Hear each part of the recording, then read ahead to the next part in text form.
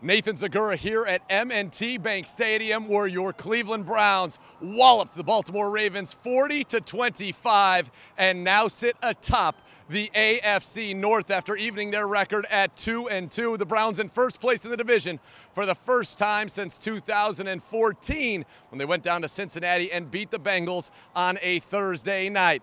This was the game we've all been hoping for. This is the game we've been expecting, and they went out here and took it to the Ravens in emphatic fashion. Now, this was a tight game for much of it. In fact, it was 10-7 at the half. The Ravens would even it up at 10-10. Baker would find Ricky Seals-Jones to get down to the Ravens 14. Nick Chubb, touchdown. After the Browns got the ball back, a huge fumble caused by Jermaine Whitehead, by the way, the first turnover of the year for the Baltimore Ravens. The Browns went down the field again, and it was Nick Chubb scoring for the second time.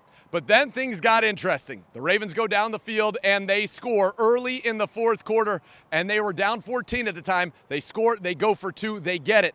The Browns are up just 6. Freddie Kitchens dials up exactly what he needs to. A run to Nick Chubb, boom, to the house over 80 yards, and that silenced the crowd. That silenced the Ravens. The Browns would get 2 interceptions to seal this thing up. Jermaine Whitehead with a huge pick in the end zone on a bomb attempt from Lamar Jackson. And Devereaux Lawrence, who just welcomed a baby girl into the world a couple of days ago, brought her something she'll never forget as he got an interception of Lamar Jackson as well. By the way, those picks ended Lamar Jackson's streak of the most consecutive pass attempts without an interception in the NFL.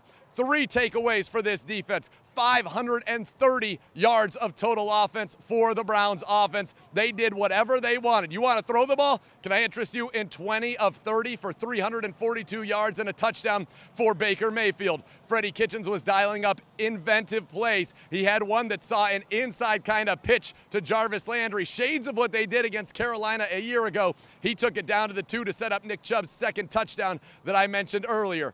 But Baker, 342 and the score. Nick Chubb, 165 and 3 touchdowns on the day. The Browns would finish the day with 4 rushing touchdowns as Dontrell Hilliard would punch one in, really to just put the exclamation point on a huge divisional victory as the Browns come into Baltimore and win on this field for the first time since 2015. All 3 phases were in sync, playing well, and you got to tip your cap to this Browns team. Guys like Jarvis Landry, 8 catches, 167 yards. Nick Chubb, dominant. Baker looking the way that we all knew he could and would look, and you have to think this is going to be the start of some, I don't know, chugga. Getting this express going right on out to California and taking on the 49ers on Monday Night Football as the first place division-leading Cleveland Browns. For the latest on this, keep it tuned to ClevelandBrowns.com and the Browns mobile app. Enjoy it, Cleveland. It was a big-time win on the road in the division and a big statement made by Freddie Kitchens' team.